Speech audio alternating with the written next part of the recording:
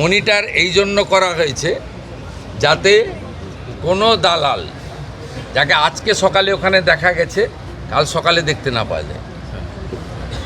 এটা একটা বড় উদ্দেশ্য, কিন্তু ব্রোকারদের হাঁটানো।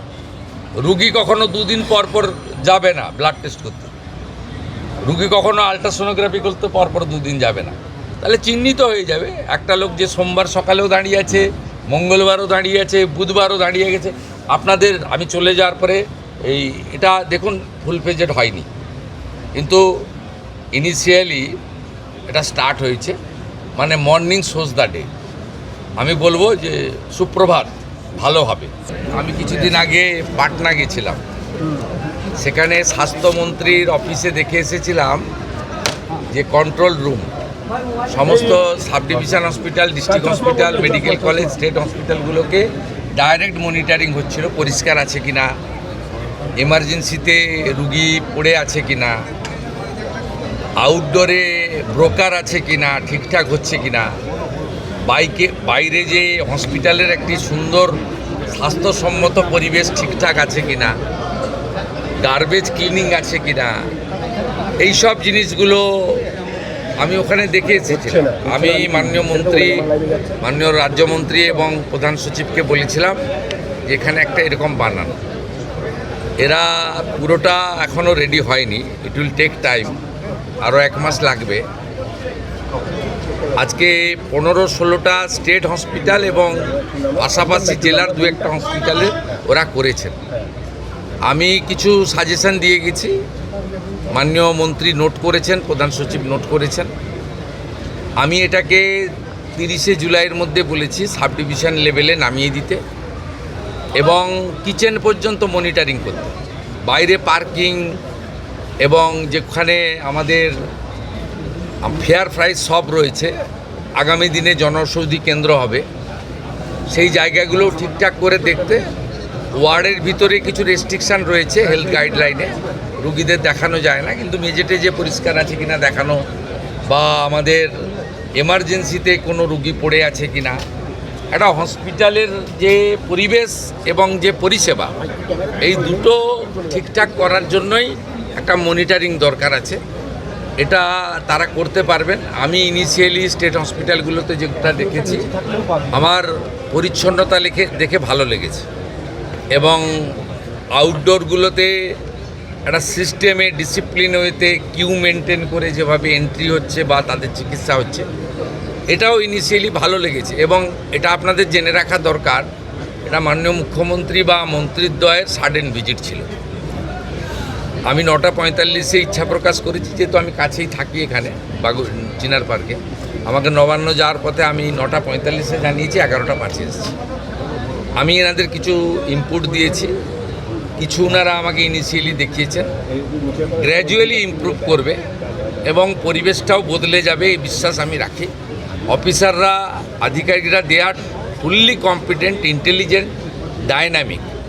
তাদের কাজ করার জন্য গাইড করা দরকার, নেসেসারি ফান্ড অ্যারেঞ্জমেন্ট করে দেওয়া দরকার, আর এনকারেজ করা দরকার। করবেন ওরা।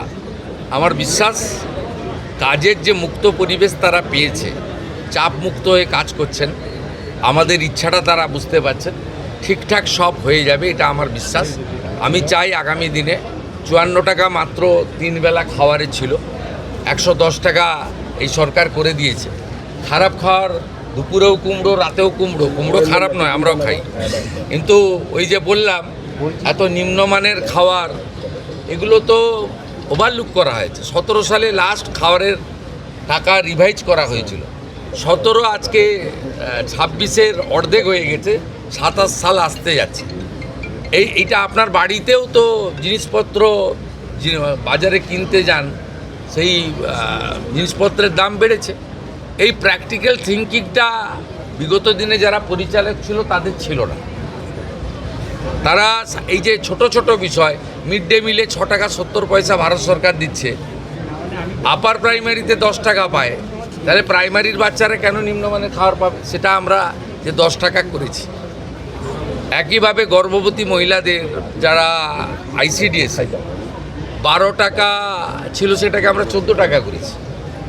সেখানে আপনার 8 টাকা ছিল আইসিডিএসের একদম ছোট শিশুরা যায় যারা স্কুলে যায় না, 5-এর নিচে, সেই শিশুদের খাওয়ারেও আমরা 8 টাকার জায়গায় 10 টাকা করেছি।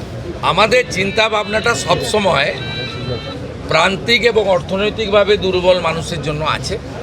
কারণ কোনো নেতামন্ত্রীর লোকেরা সরকারি হসপিটালে যায় বলে আমার জানা নেই, তারা প্রাইভেট হসপিটাল অ্যাভেল করে, বড় বড় আধিকারিকরাও তাই করেন, যারা হাই ইনকাম গ্রুপ। ন্যাচারালি এখানে যারা আসেন তাদেরকে পরিষেবা দিতে হবে এবং সব হসপিটাল থেকে দালাল রাজ মুক্ত করতে হবে এবং মানুষকে সুন্দর পরিষেবা দিতে হবে।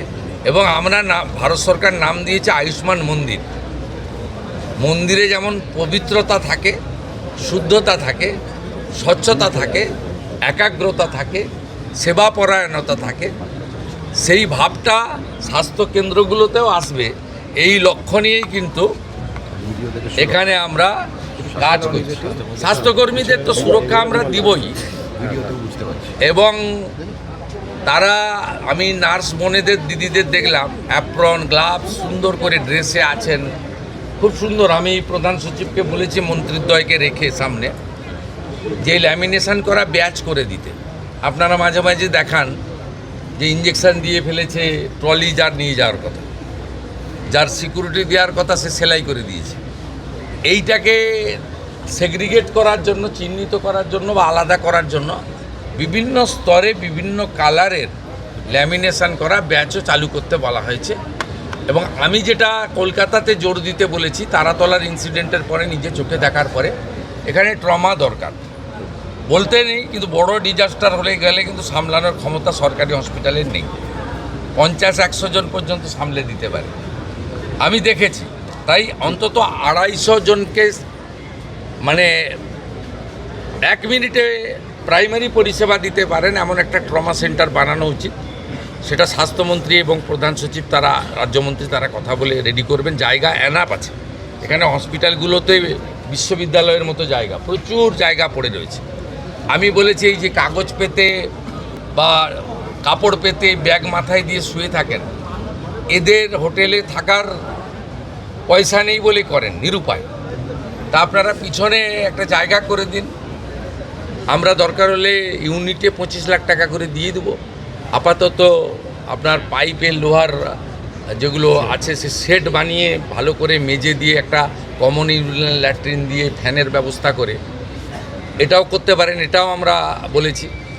বার্ন ইউনিটে আমরা একটু উইক আছি, এসএসকেএমে 60টা আছে, আরও কোয়ালিটি ইমপ্রুভ করতে হবে, আরও ভালো আমাদের ডক্টরবাবুদের দিতে হবে, মানে হাই স্কিল ডক্টরবাবুদেরকে বার্নের ক্ষেত্রে জোর দেওয়া দরকার রয়েছে। এই কিছু কিছু বিষয়ে এই 1.5-2 মাসে আমার যা অভিজ্ঞতা আছে বলেছি, এরা করতে পারবে, আমার বিশ্বাস রয়েছে। এসএসকেএম ইতিমধ্যে 100 বেড বাড়ানো হয়েছে, এখনও 300 শর্টফল হয় বলে আমার মনে হয়েছে। শর্টফল মিন্স কিছু রোগীকে তো কালকেই ওটি করা উচিত ছিল, 10 দিন পরে টাইম দিচ্ছে, ক্যাপাসিটি কম থাকার জন্য। আমরা যদি আরও 200-250 সিট বাড়াতে পারি, 350 ছিল, আমরা আসার পরে 100 বাড়িয়েছি, 250 সিট পুজোর আগেই আরও বাড়ানোর ব্যবস্থা আমরা করছি। আইসিইউতে মাত্র 112 করে আছে, এটাও অন্তত 200 হওয়া উচিত। তাহলে আইসিইউ নিয়ে মানে ওজোর আপত্তি, অনুরোধ, বাধ্য হয়ে প্রাইভেট হসপিটালে যাওয়া, এটাও কমবে। কি রে, তোর বেশ র্যাশ হয়েছে দেখছি। হ্যাঁ রে, কি করবো বলতো, র্যাশগুলো কিছুতেই কমছে না। অনেক কিছু ইউজ করলাম, তবুও কমছে না। আমার মনে হয় তোকে কোনো একজন ভালো ডার্মাটোলজিস্টের কাছে দেখানো উচিত। তুই ঠিক বলেছিস, কিন্তু কোনো ভালো ডার্মাটোলজিস্ট থাকলে একটু সাজেস্ট কর না প্লিজ। এই তোর তো একবার র্যাশ হয়েছিল না, তুই কোথায় দেখিয়েছিলিস? তুই একবার গৌরীদেবী হসপিটালসে দেখাতে পারিস, ওখানে ভালো এক্সপিরিয়েন্স ডার্মাটোলজিস্ট আছে। আমারও সেম প্রবলেম হয়েছিল, এখন ওখানে ট্রিটমেন্ট নিয়ে আমি এখন ঠিক আছি।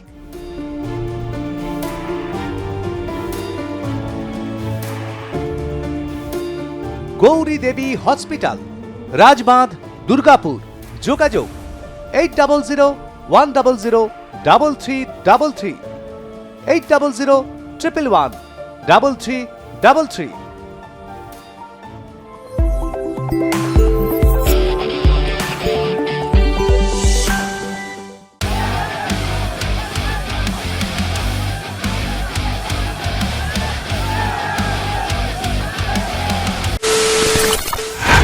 খবরের নামে প্রতিদিন সন্ধে আপনার ড্রয়িং রুমে কি শুধুই চিৎকার চেঁচামেচি হে আসে? বিতর্কের নামে চলে গালাগালি আর কাদা ছোড়াছুড়ি। এবার সময় পরিবর্তনের, কারণ আমরা কান ফাটানো চিৎকারে বিশ্বাস করি না। আমরা বিশ্বাস করি খবরের সত্যতায়। আমরা কোনো পক্ষের হয়ে গলা ফাটাই না, আমরা সাধারণ মানুষের হয়ে প্রশ্ন তুলি। চিৎকার নয়, শুধু খবর হবে যেখানে বিতর্ক আছে কিন্তু কুৎসিত ঝগড়া নেই। সঠিক তথ্য, বিশ্বস্ত খবর। নজর রাখুন আর প্লাস নিউজে।